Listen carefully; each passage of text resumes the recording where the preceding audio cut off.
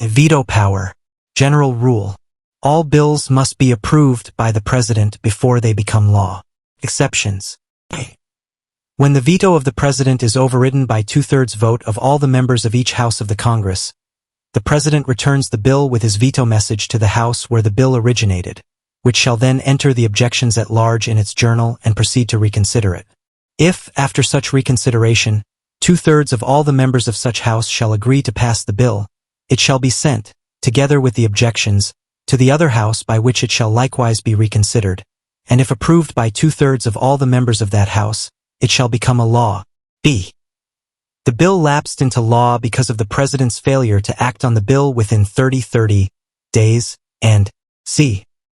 The bill passed is the special law to elect the President and Vice President.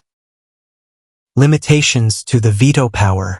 The President may only veto bills as a whole. General veto. Exceptions. Appropriation bill, revenue bill, and tariff bill. President can exercise item veto.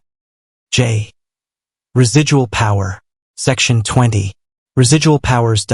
Unless Congress provides otherwise, the President shall exercise such other powers and functions vested in the President which are provided for under the laws and which are not specifically enumerated above, or which are not delegated by the President in accordance with law. The President shall have control of all the executive departments, bureaus, and offices. He shall ensure that the laws be faithfully executed. Residual power is the President's power and duty to do anything not forbidden by the Constitution or the laws to protect the general welfare of the people. The President's power to conduct investigations, e.g., via fact-finding commissions, to aid him in ensuring the faithful execution of laws is inherent in the President's powers as the chief executive. The powers of the President cannot be said to be limited only to the specific powers enumerated in the Constitution. In other words, executive power is more than the sum of specific powers so enumerated. The residual unstated powers of the President are implicit in and correlative to the paramount duty residing in that office to safeguard and protect general welfare. In MUAP v. Romulo, GR number 160093, 2007, the Court upheld the reorganization of the DOH through EO 102 and 1165, as it was within the President's residual power to restructure the executive departments since he has the power of control over executive departments granted by the Constitution. The power to create ad hoc bodies is a residual power vested in the President in accordance with Faithful Execution Clause. K. Removal from office. Section 2. The President, the Vice President, the members of the Supreme Court, the members of the Constitutional Commissions, and the Ombudsman may be removed from office on impeachment for and conviction of culpable violation of the Constitution, treason, bribery, graft and corruption, other high crimes, or betrayal of public trust. All other public officers and employees may be removed from office as provided by law, but not by impeachment. The President may be removed from office only through impeachment for and conviction of culpable violation of the Constitution, treason, bribery, graft and corruption, other high crimes, or betrayal of public trust. The list is exclusive. L. Rules of succession. In cases where the Constitution provides that an official shall act as President, such acting President does not become President as she does not succeed to the office. Rules of succession. In case of vacancy before the President's term, the following rules apply. If the President-elect fails to qualify, the Vice President-elect shall act as President until the President-elect shall have qualified.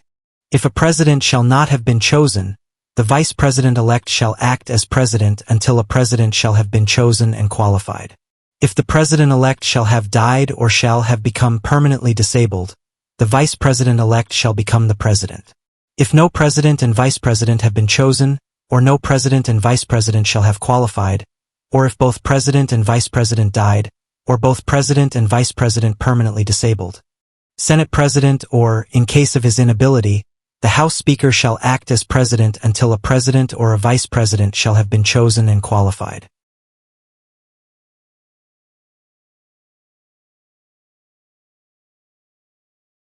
In case of vacancy during the President's incumbency, the following rules apply.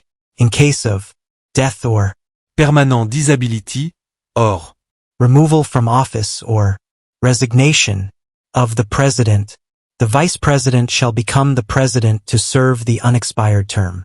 In case of death or permanent disability, or removal from office or resignation of both the president and vice president, the Senate president or, in case of his inability, the Speaker of the House shall act as president, only until a president or a vice president shall have been elected and qualified.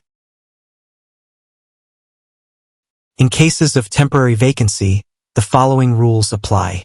If President submits a voluntary written declaration that he is unable to discharge the powers and duties of his office, the Vice President as acting President until the President transmits to the Senate President and House Speaker a written declaration to the contrary. If there is a declaration by majority of all the members of the Cabinet that the President is unable to discharge his powers and duties, the first written declaration, the Vice President as acting President until the President transmits to the Senate President and House Speaker a written declaration that no inability exists. Notwithstanding the President's contrary declaration, should a majority of all the members of the Cabinet declares that the President is unable to discharge the powers and duties of his office, Congress shall decide the issue. If there is a determination by Congress by 2/3 vote of all members, voting separately, acting on the second written declaration by majority of the Cabinet, and deciding that the President is unable to discharge his powers and duties, the Vice President serves as acting President. Otherwise, the President shall continue exercising his powers and duties. The following rules shall apply if both Senate President and Speaker are not capable to act as President. If there is vacancy before the President's term, the Congress shall, by law, provide for the manner of selecting the one who will act as President until President or Vice President have either been chosen and qualified pursuant to special elections.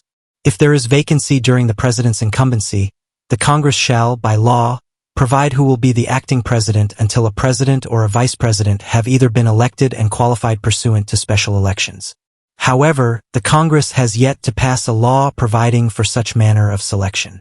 Vice Presidential succession. Lastly, whenever there is a vacancy in the office of the Vice President during the term for which he was elected, the President shall nominate a Vice President from among the members of the Senate and the House of Representatives who shall assume office upon confirmation by a majority vote of all the members of both houses of the Congress, voting separately. Absolute majority.